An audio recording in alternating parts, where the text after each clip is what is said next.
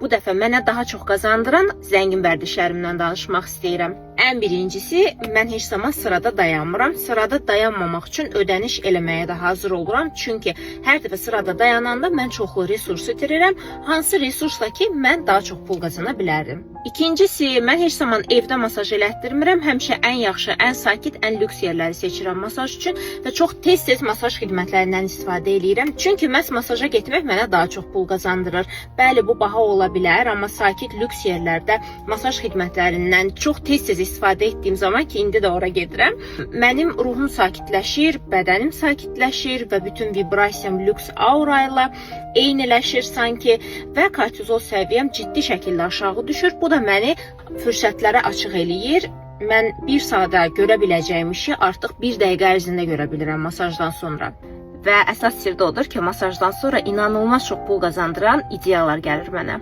Üçüncü əsas şey, mən çox zaman restoranlarda yeməyi seçirəm və elə yerdə yaşayıram ki, hal-hazırda dörd bir tərəfin fərqli-fərqli restoranlardır. Evdən ev paltarında çıxıram, aşağı düşürəm, yeməyimi yeyirəm və yuxarı qalxıram və yaxud da evə sifariş eləyirəm. Bəli, mən çox dadlı yeməklər pişirə bilirəm və həftədə bir dəfə və yaxud da 2 dəfə dostlarımı qonaq çağırıram və böyük qonaqlıq eləyirəm, özüm yeməkləri pişirirəm. Amma digər həftənin 4-5 günü mütləq şəkildə bütün yeməklərimi çöldə yeyirəm. Nəyə görə?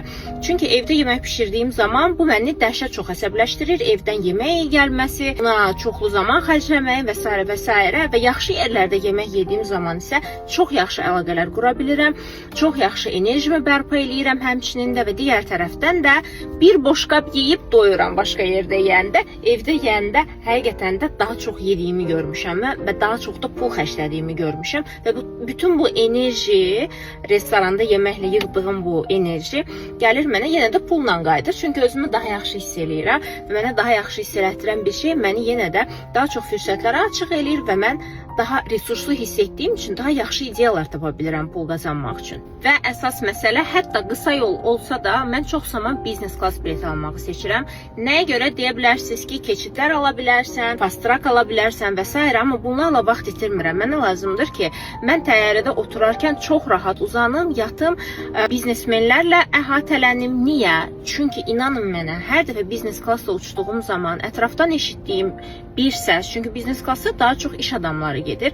Ətrafdan eşitdiyim bir səs və yaxud da biznes lançda eşitdiyim bir söhbət həqiqətən də öz işimlə bağlı o qədər böyük çevriliş yaşadıb ki mənə, mənim hər dəfə biznes klass üçün ödədiyim 4-5 dəfə artıq pul mənə 10x, 100x dəfə gəlib çox zaman. Ona görə də niyə özümü ekonom klassda yorum ki, hətta pulum olmasa belə biznes klass almaq seçirəm.